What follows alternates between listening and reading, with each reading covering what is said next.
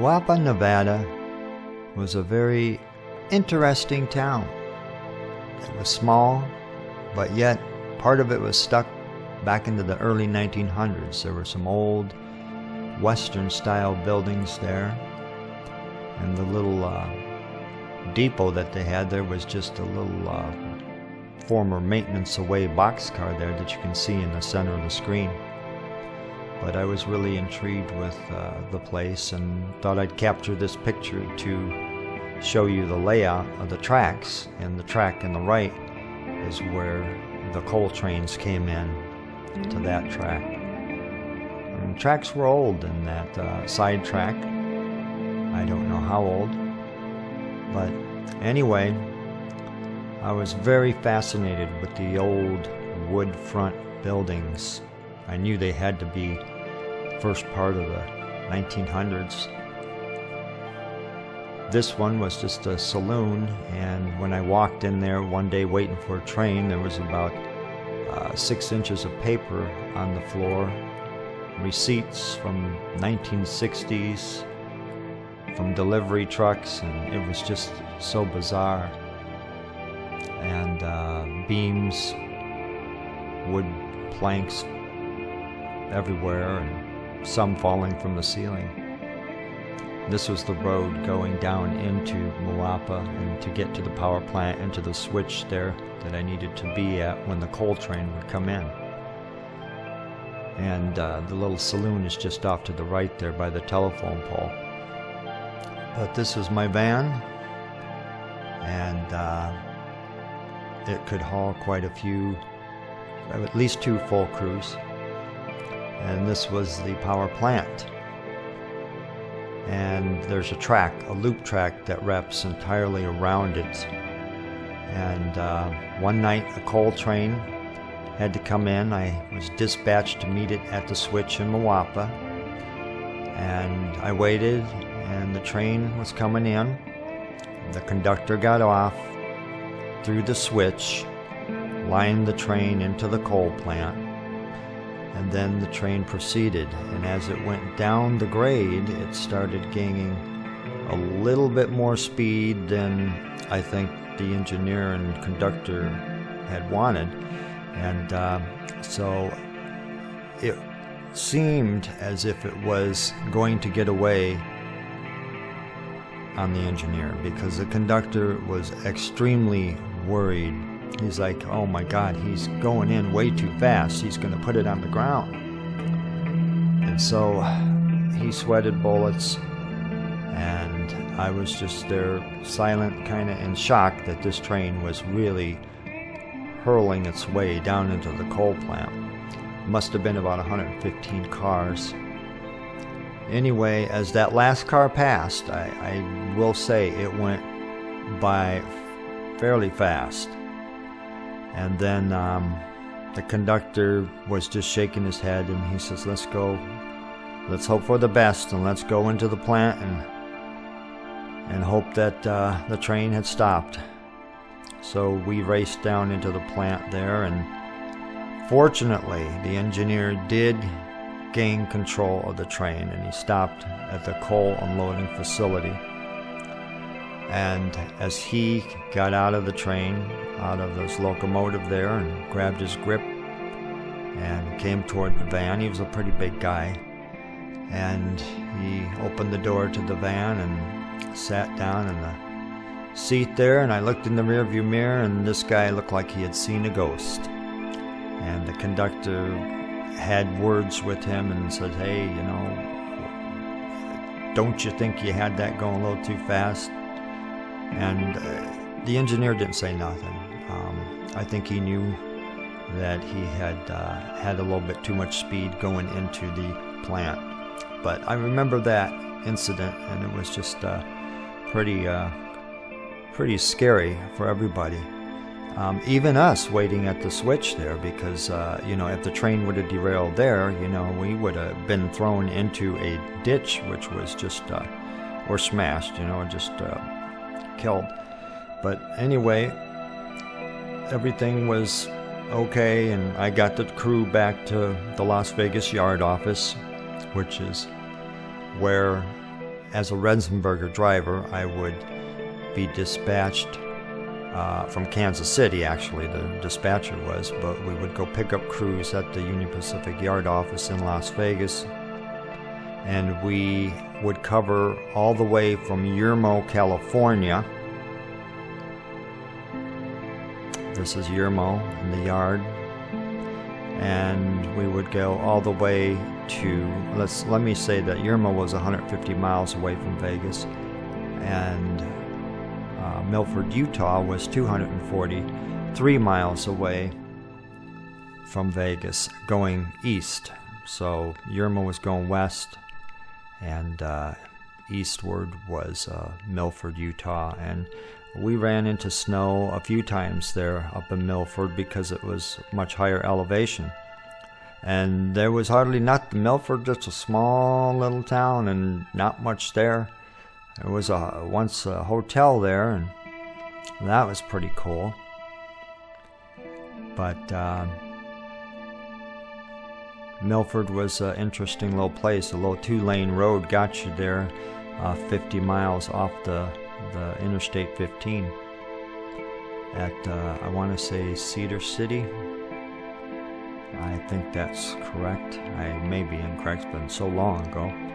Because I worked for Renzenberger between late 94 and into 97. But anyway, there was a branch off of Moapa, and it went to Mead Lake or Overton, and I took a crew down there, or picked up a crew down there one time. And then here's a picture of the train coming in underneath I-15 toward the main line here in Moapa.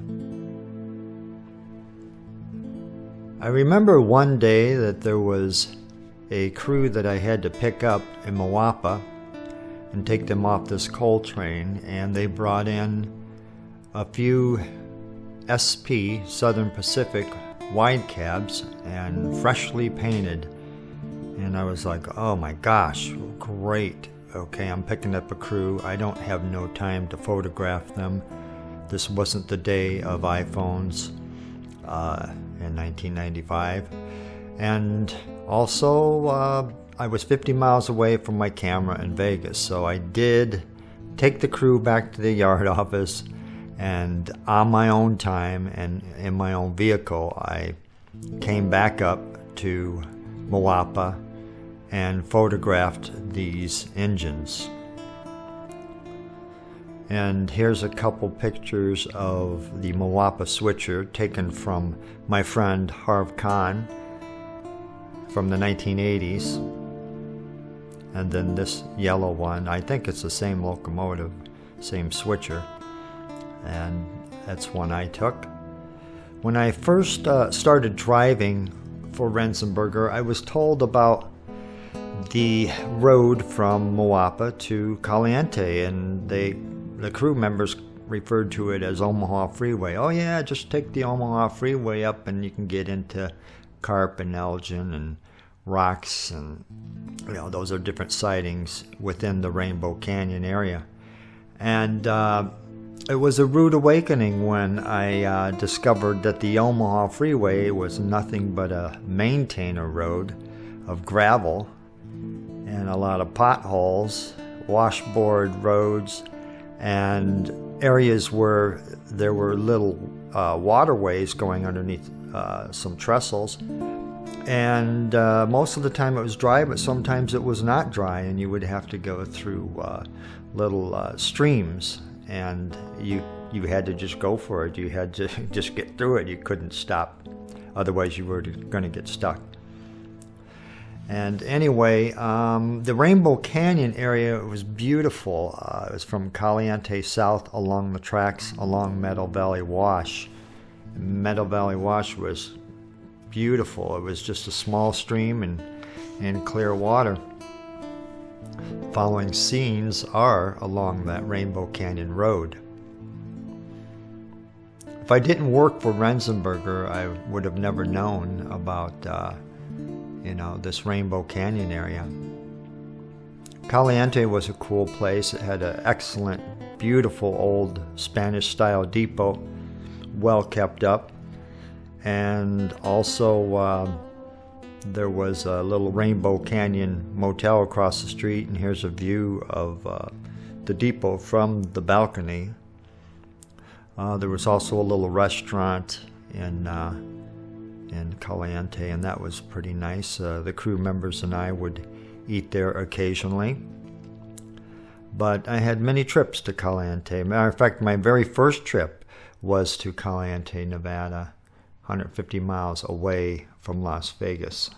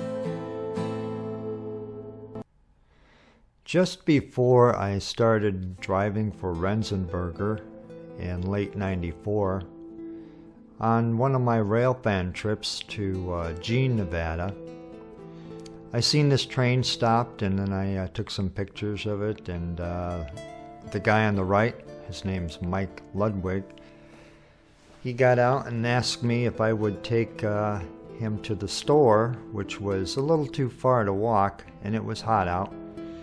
And I said, yeah, definitely. Oh, I was honored to have, you know, crew members of the Union Pacific in my truck, so that was cool. So I took him to the store, brought him back, and then they invited me up into the cab. So we waited for this train. They were in the siding waiting for this eastbound train.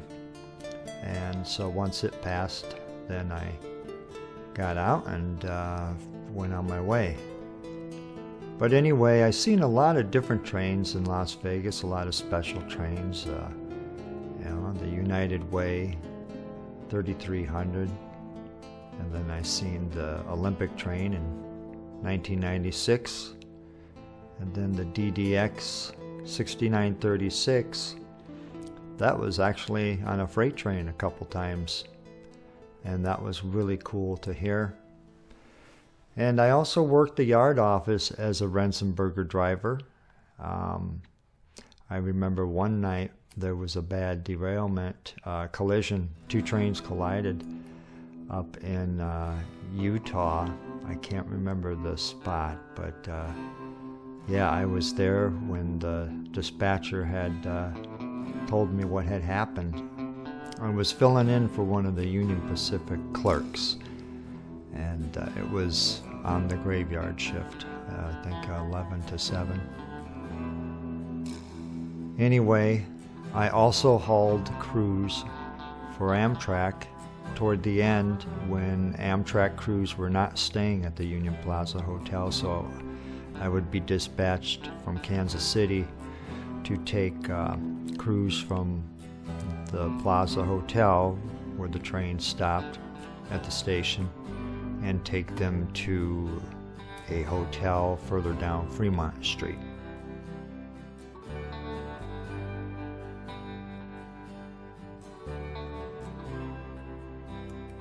Another really unique place is Rhyolite, Nevada.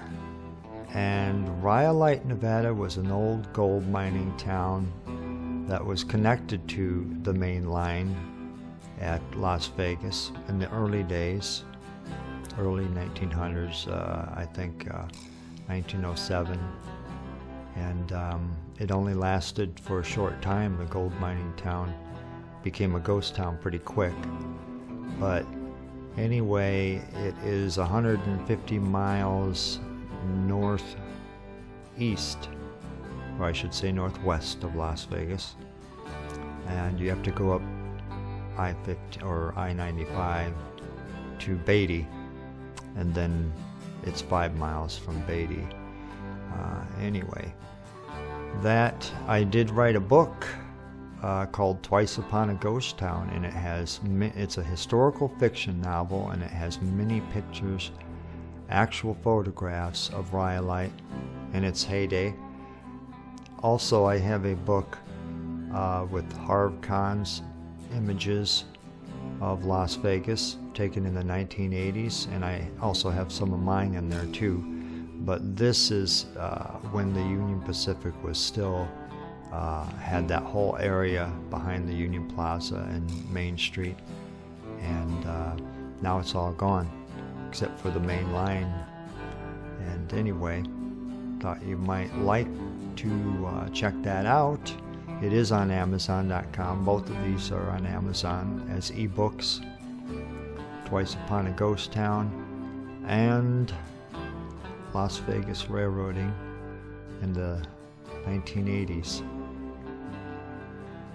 All right, well, I think that is all for right now. I hope you enjoyed this presentation. I didn't think it was going to be like this. I just was going to do a little thing about Moapa, and it kind of morphed into something bigger. So I hope you enjoyed it, and y'all take care. Bye.